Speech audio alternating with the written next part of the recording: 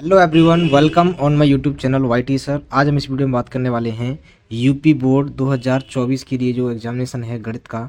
उसमें हम ओएमआर की जो पूरी सीरीज है चैप्टर नंबर 1 से लेकर चैप्टर नंबर लास्ट तक प्रायिकता तक हम पूरा डिस्कस करने वाले हैं। तो आप हमसे जुड़िए और चैनल को सब्सक्राइब कर लीजिए। और आज हम चैप्टर नंबर 1 वास्तविक संख्याएँ कराने वाले हैं। इससे इम्पोर्टेंट जो भी सवाल होंगे इससे संबंधित जो एग्जाम में रिपीट बहुत ही बार पूछे गए हैं, मोस्टली पूछे जाते हैं, ऐसे सवालों के बारे में हम डिस्कशन करने वाले हैं। तो वीडियो को लास्ट तक देखिएगा और जितने भी क्वेश्चन अभी तक जो सन में आए हुए हैं, ईयर में आए हुए सवाल हैं, वो सारे के सारे हम इस वीडियो में डिस्कस करने वाले हैं। तो वीडियो को लास्ट तक ध्यान से देखिएगा और अगर वीडियो अच्छा लगे तो लाइक शेयर और अपने दोस्तों के साथ शेयर कर लेना, जिससे कि उनकी भी हेल्प हो जाएगी। चलिए बिना टाइम वेस्ट किए वीडियो को शुरू करते हैं। देखिए पहला क्वेश्चन है आपका, किसी परिमेय संख्या के समतुल्य परिमेय संख्या होंगी। तो समतुल्य परिमेय संख्या क्या होती है पहले ये समझते हैं। कि कोई भी संख्या है, मान लीजिए 2/3 है अपने पास, इसमें हमने 6 से गुणा किया तो यहाँ पर कितना आंसर आएगा, 12/18 आ जाएगा। अगर मैंने इसमें मान लो 4 से किया होता, इस संख्या में अगर मैंने मान लो 4 से किया होता तो आंसर कितना आता, 8/12 होता। कहने का मतलब इसी संख्या में अगर मैं अगर इसी संख्या में मैं बार बार किसी संख्या से गुणा करता जाऊं तो मुझे एक नई संख्या मिलती जाएगी। और ये जो नई संख्या होगी वो इस पुरानी वाली संख्या का क्या होंगी, ये सभी संख्याएं तुल्य परिमेय संख्या होंगी। तो ऐसी तो हमें क्या है, इनफाइनाइट संख्या मिल सकती है। तो इसीलिए इसका जो आंसर है वो हो जाएगा अपरिभाषित, यानी कि हम डिसाइड नहीं कर सकते हैं कितनी परिमेय संख्या इसकी मिलेंगी। चलिए अगला देखते हैं। अगला क्वेश्चन है, एक शून्यता परिमेय संख्या एवं अपरिमेय संख्या का भागफल होता है। तो अगर अपने पास एक परिमेय संख्या है और एक अपरिमेय संख्या है तो उसका जो भागफल होगा वो हमेशा कैसा आएगा, एक अपरिमेय संख्या आएगा। जैसे मान लीजिए 2/√5 या फिर ऐसे सपोज √2 मान लीजिए 3। तो इनमें से देखो एक परिमेय है और एक क्या है, अपरिमेय है। तो क्या इनका जो भाग है क्या वो एक परिमेय संख्या है? नहीं, ना ही प्राकृत संख्या है। तो वो कैसा है, एक अपरिमेय संख्या है। तो आई होप आपको ये क्वेश्चन समझ में आया होगा। चलते हैं अगले क्वेश्चन पर। अगला क्वेश्चन है, संख्या n² 8 से विभाज्य होती है। अगर ये संख्या n² 8 से विभाज्य है तो फिर यहाँ पर जो n है वो आपका एक विषम संख्या होती है। जैसे यहाँ पर मैं एक विषम संख्या रख के देख लेता हूँ। जैसे मान लो मैंने 3 रख लिया n की जगह पर, तो 3 के 9, 9 - 1 करने पर कितना आएगा, 8। तो ये क्या है, 8 से विभाज्य हो जाए। जैसे यहाँ पर रख लेते हैं 5, तो जैसे हम 5 रखेंगे तो यहाँ पर कितना होगा, 25 - 1 तो कितना हो जाएगा, 24। तो क्या ये 24 इस 8 से विभाज्य नहीं है? बिल्कुल है। तो बिल्कुल है, तो इसीलिए यहाँ पर जो n है वो क्या हो जाएगा, एक विषम संख्या। तो आपका आंसर सी सही हो जाएगा। चलिए अगले क्वेश्चन पर चलते हैं। अगला क्वेश्चन है, दी गई संख्याओं में अभाज्य संख्या है। दी गई संख्याओं में आपको अभाज्य संख्या बतानी है। तो अभाज्य संख्या क्या होती है पहले ये समझ लेते हैं। तो अभाज्य संख्या वो संख्या होती है जो केवल खुद से या एक से कटेगी। तो यहाँ पर ये भी नहीं है, ये भी नहीं है, ये भी नहीं है, क्योंकि ये 2, 4, 8 और 1 इतनी संख्याओं से कटता है ये। तो इसलिए ये क्या नहीं है, अभाज्य नहीं है। तो अभाज्य में से कौन सा होगा, ऑप्शन नंबर सी, 2। ये 2 जो है वो केवल 1 से कटेगा या 2 से कटेगा, और इसके केवल कितने फैक्टर होंगे, 2। तो ऐसी संख्या क्या कहलाती हैं, अभाज्य संख्या। ठीक है, चलिए अगला देखते हैं।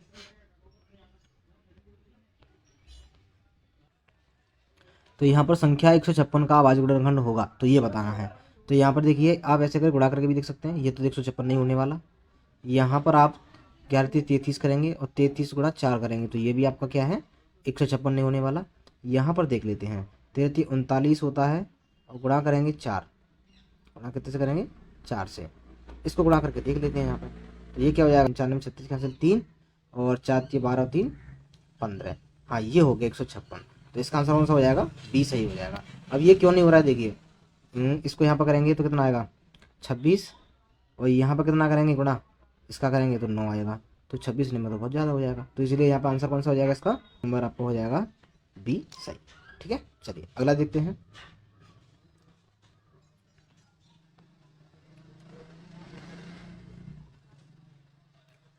तो अगला क्वेश्चन है, एक संख्या के अभाज्य गुणनखंडों में, यानी कि ये 144 है, गुणनखंडों की घातों का योग कितना होगा। तो इसके फैक्टर कर लीजिए आप।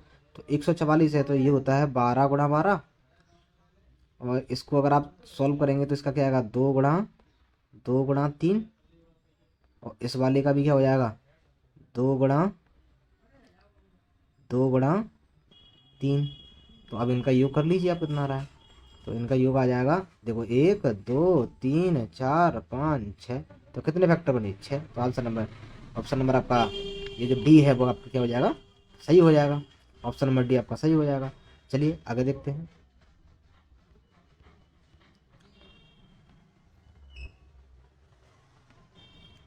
देखिए, निम्न में से कौन सहभाज्य संख्याओं का युग्म है। तो सबसे पहले ये समझेंगे कि सहभाज्य संख्या क्या होती हैं। तो वे संख्याएं जिनमें कोई भी फैक्टर क्या है, कॉमन नहीं होता है, उनको कहते हैं हम सहभाज्य संख्याएं। अगर यहाँ पर देखें हम, तो इनमें जो फैक्टर है, देखो इसके फैक्टर तो मिल रहे हैं, 7 से कटेंगे दोनों, ये आपका 31 से कटेंगे दोनों, ये आपके 5 से कट जाएंगे दोनों, लेकिन ये किसी भी संख्या से कटने वाला नहीं है। अगर आप इसकी बात करें तो ये किसी भी संख्या से नहीं कटने वाला। ये 18 और ये 25, क्या इनमें कोई भी फैक्टर कॉमन है, नहीं है। क्योंकि देखिए ये आपका, मान लीजिए ये 3 से कट जाएगा, 6 से कट जाएगा, बट ये 3 से नहीं कट रहा, ये केवल 5 से कटता है, बाकी किसी से कटेगा ही नहीं। तो इसलिए ये क्या है, देखिए वह बड़ी से बड़ी संख्या जिससे 125 और 70 को विभाजित करने पर शेषफल क्रमशः 8 और 5 प्राप्त होता है, ऐसी संख्या को आपको बताना है। तो जब भी ये सवाल आता है तो आप क्या करेंगे, इन संख्याओं में से सबसे पहले जो भी शेषफल है उसको घटाएंगे। तो 125 में से अगर 8 को घटाएंगे तो यहाँ पर आएगा 117, 125 में से 8 को घटाएंगे तो आएगा 117। अब आप 70 में से घटाएंगे 5 को, तो यहाँ पे आएगा आपका 65। अब 65 का और 117 का जब आप एचसीएफ निकालेंगे तो यहाँ पे हम क्या करेंगे, यहाँ पर हम इनके फैक्टर करेंगे। देखो इसका फैक्टर होता है 13 गुणा 9, इसका होता है 13 गुणा 5, और एचसीएफ वो होता है जो कॉमन होता है।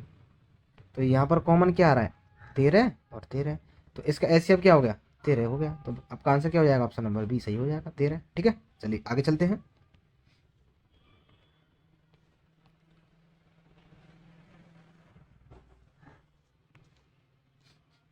देखिए यहाँ पर सवाल है कि वह बड़ी से बड़ी संख्या, सेम जैसा पहले सवाल था वही सवाल है, 245 और 1037 को विभाजित करने पर प्रत्येक दिशा में शेषफल 5 प्राप्त होता है होगी। तो वही पहले 5 प्राप्त होता है, तो इनमें से सबसे घटाइए, तो 240, यहाँ बचेगा 1032। ठीक है, तो अब यहाँ पे क्या करेंगे, हम इनके फैक्टर करेंगे। तो इसके फैक्टर करेंगे तो देखो ऐसे देख लो पहले से इनमें से कौन सा है जो इससे विभाजित हो सकता है। तो ये हो जाएगा 10 बार। ठीक है, अब ये तो नहीं होने वाला, ठीक है, इससे ये नहीं होने वाला। ठीक है, अब 22 से ये भी नहीं होने वाला। तो ये किसी भी संख्या से, इनमें से किसी भी एक भी संख्या से ये जो 240 है वो डिवाइड नहीं हो रहा है, केवल 24 से हो रहा है। तो इसलिए इसका आंसर क्या हो जाएगा, 24 हो जाएगा। आप ऐसे पहचान सकते हैं, अदरवाइज आप फैक्टर करेंगे इस तरीके से, और फैक्टर करके जो भी कॉमन आएगा और वही आपका आंसर हो जाएगा। चलिए आगे, अगला क्वेश्चन है, दो धनात्मक पूर्णांकों a और b को एक्स क्यूब बाई स्क्वायर और एक्स बाई क्यू के रूप में व्यक्त किया जाए तो अभाज्य संख्याओं का एचसीएफ होगा। तो देखिए एचसीएफ क्या होता है, यहाँ पे एक्स क्यूब बाई स्क्वायर है, तो एचसीएफ का मतलब दोनों में से कॉमन। तो यहाँ पर एक्स क्यू है और यहाँ पर एक्स है, तो कॉमन कितना आया, एक्स। यहाँ पर बाई स्क्वायर है, यहाँ बाई क्यू है, तो कॉमन कितना आया, बाई स्क्वायर। तो आंसर देख लीजिए कौन सा है, ऑप्शन नंबर आपका बी सही हो जाएगा। चलिए आगे देखते हैं। है 15 18 और 24 का एलसीएम होगा। तो देखिए कैसे करेंगे इसको, सबसे पहले समझते हैं। तो इसमें हम करेंगे कि इन सभी संख्याओं से कौन सी संख्या डिवाइड हो रही है, वही एलसीएम एलसीएम का मतलब होता है। देखो 90, यहाँ पर जो 90 है वो 15 से हो जाएगा, बट 18 और 24 से नहीं होगा। ऐसे ही 120 है, वो 15 से हो जाएगा और आपका 24 से भी हो जाएगा, लेकिन ये 18 से नहीं होगा।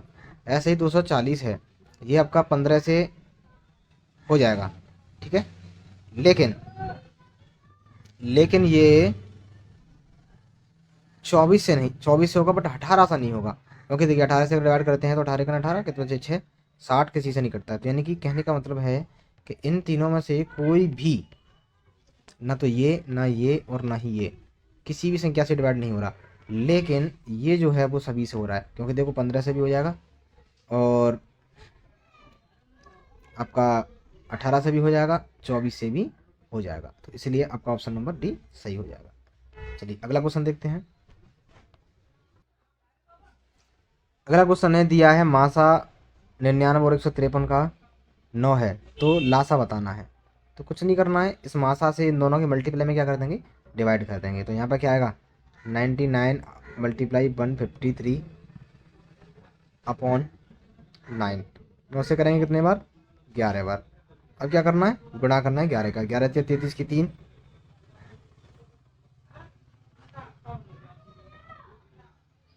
33 की 3 और 11 पंजे 55 और 3 58 की 8 हासिल, फिर से 5 और 11 इतने 11 और 5 8 16। इसका आंसर क्या आया, आंसर आया 1683। तो आपका आंसर हो गया ऑप्शन नंबर डी, बिल्कुल सही। चलिए देखिए अगला क्वेश्चन है, किन्हीं दो धनात्मक पूर्णांकों ए और बी के लिए, ए और बी क्या है, यहाँ पे दो धनात्मक पूर्णांक हैं, तो उनके लिए इनमें से कौन सा फॉर्मूला काम करता है। तो देखिए फॉर्मूला होता है ये।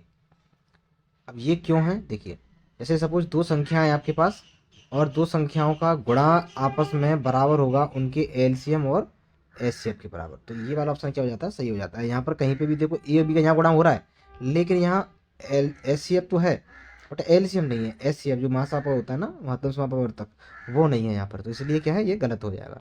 और ये वाला गलत इसलिए हो जाएगा क्योंकि यहाँ पर केवल एक ही संख्या दे रखी है, और ये तो गलत है ही है, ठीक है। तो इसमें से ऑप्शन नंबर आपका सही हो जाएगा बी, बिल्कुल करेक्ट। चलिए अगला क्वेश्चन देखते हैं। अगला क्वेश्चन है, यदि 65 और 117 के एचसीएफ को 65 m माइनस 117 के रूप में व्यक्त किया जा सके तो m का मान होगा। तो सबसे पहले हम क्या करेंगे, इनका एचसीएफ निकालेंगे। तो इनका जो एचसीएफ हो जाएगा, एचसीएफ, तो वो हो जाएगा आपका, वो हो जाएगा आपका, देखिए 65 है तो इसमें देखो क्या आएगा, 13 गुणा 5 आएगा, और इसमें क्या आएगा, इसमें आएगा 13 गुणा 9 आएगा, 13 में 117 होता है। तो यहाँ पर इसका जो एचसीएफ आया वो आया 13, ठीक है, वो कितना आया 13। तो अब 13 को देखो 165 के रूप में आप कैसे लिखेंगे, तो देखो 65 गुणा 2 माइनस 117, जैसे ही आप करेंगे तो यहाँ पर कितना बचेगा, यहाँ पर 13 आ जाएगा आंसर में, क्योंकि ये 130 होता है गुणा करने पर। तो यहाँ पर जो m का वैल्यू आया वो कितना आया, यहाँ जो m का वैल्यू आया है वो 2 आया है, तो इसलिए आंसर कौन सा सही हो जाएगा, इसका बी सही हो जाएगा। चलिए अगला क्वेश्चन देखते हैं। अगला क्वेश्चन है, दो संख्याओं का गुणनफल आपको दे रखा है उसने, ये रहा, उनका एचसीएफ दे रखा है ये, तो एलसीएम बताना है। तो ये आपको पता होना चाहिए, अभी जस्ट आपको बताया है कि दोनों संख्याओं का जो गुणा है वो बराबर होता है एचसीएफ गुणा एलसीएम के। तो यहाँ पर जो आपका आंसर हो जाएगा वो हो जाएगा कि 1080 में आप 30 से क्या दे दें, भाग दे दें। देखो 30 से जब आप भाग देंगे तो यहाँ पर 0 से 0 फिनिश हो जाएगा, 3 से इसको डिवाइड करेंगे तो 3 त्रिके 9, 3 छक्के 18, तो आंसर इसका हो गया 36। तो आंसर आपका है ऑप्शन नंबर डी सही, ठीक है। तो अगला क्वेश्चन देखते हैं।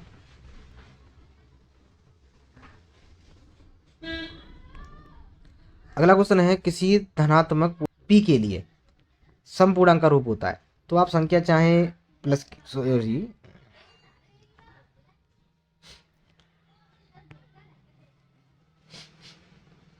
देखिए किसी धनात्मक पूर्णांक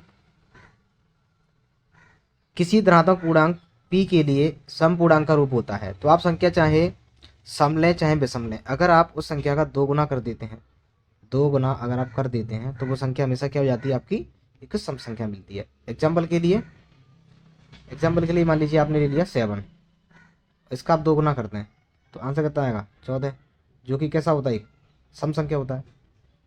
अब आप चाहते हैं कि आप 8 ले लें और 2 से गुणा करते हैं तो आंसर क्या आ जाएगा 16। तो आंसर देखो दोनों ही कंडीशन में कैसा आ रहा है, सम आ रहा है, जबकि संख्या हमारी पहले विषम थी फिर सम है, और 2 गुना करने पर आंसर क्या आ रहा है, सम संख्या आ रहा है। तो इसका आंसर हो जाएगा आपका ऑप्शन नंबर सी सही।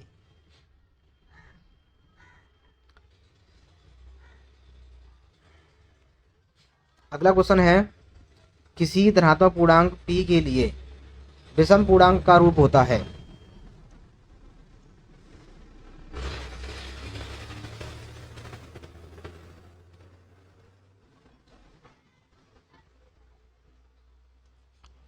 अगला क्वेश्चन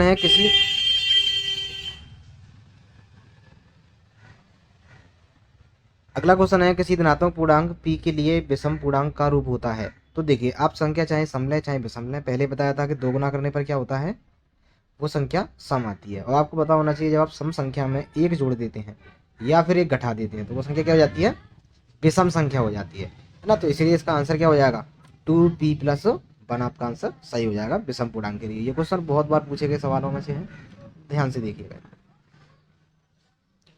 देखिए यहाँ पर एक सवाल है कि दिया है एलसीएम निकालना है आपको। ये एलसीएम दिया है 132 और 288 का 3168, और एचसीएफ आपको निकालना है 132 और 288 का। तो तब हम क्या करेंगे ऐसी कंडीशन में कि इस सवाल में हम क्या करेंगे, 132 और 288 का गुणा करेंगे, 132 और 288 का गुणा करेंगे और भाग दे देंगे इसमें 3168 से। जैसे इसको सॉल्व करेंगे हम कट करके तो यहाँ पे आंसर आ जाएगा आपका 12। तो इसका आंसर क्या आपका डी सही हो जाएगा। ये कई बार क्वेश्चन पूछा गया एग्जाम में, इसलिए थोड़ा सा ध्यान से इसको पढ़िएगा। अगला है 26 और 156 का लासा दिया है, एलसीएम दिया है 156, तब आपको एचसीएफ बताना है, यानी कि महत्तम समापवर्तक। तो इसमें ये आपका आंसर हो जाएगा 26। क्यों हो जाएगा, क्योंकि इसका एलसीएम ही क्या है, सबसे बड़ी संख्या है। तो जब भी एलसीएम बड़ी संख्या हो तो एचसीएफ छोटी संख्या हो जाता है। चलिए अगला देखते हैं। अगला है 95 और 152 का महत्तम समापवर्तक होगा। तो यहाँ पे इसका आंसर हो जाएगा 19। क्यों, क्योंकि ये 19 पंजे 95 होता है, 19 गुणा 5, और ये होता है 19 गुणा 8। तो यहाँ पर जो कॉमन है वो क्या है, आपका जो कॉमन फैक्टर है वो आपका हो गया 19। तो इसलिए इसका आंसर क्या हो जाएगा 19 सही हो जाएगा। चलिए आगे देखते हैं। अगला है, यदि m बराबर 5 है और m+7n का मान है, तो यहाँ पे n का मान कितना हो जाएगा 12 और m का मान कितना दिया है 5। जैसे ही अंडूड में रखे इसको सॉल्व करेंगे, ये पूरे पर अंडूड लगा हुआ है, अंडूड रखे सॉल्व करेंगे तो ये आ जाएगा 25 + 144। इसको थोड़ा सा सॉल्व करेंगे तो यहाँ पर आंसर आएगा अंडूड में 169। तो ये हो जाएगा अंडूड, इसको सॉल्व करेंगे तो 169 को यहाँ आ जाएगा आंसर में 13। तो इसका आंसर कौन सा है 13 सही है। आगे देखते हैं।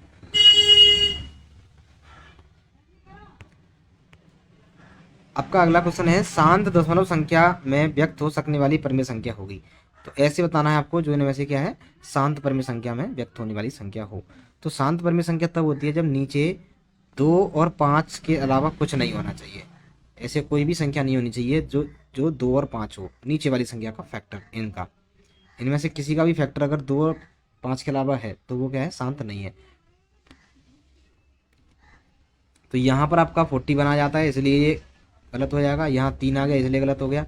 यहाँ पे भी क्या है, इसमें आपको 2 और 5 के अलावा फैक्टर मिलेगा, तो इसलिए ये भी गलत हो गया। ये वाला जो है, ये जो आपका है 625, ये आपका आंसर सही हो जाता है।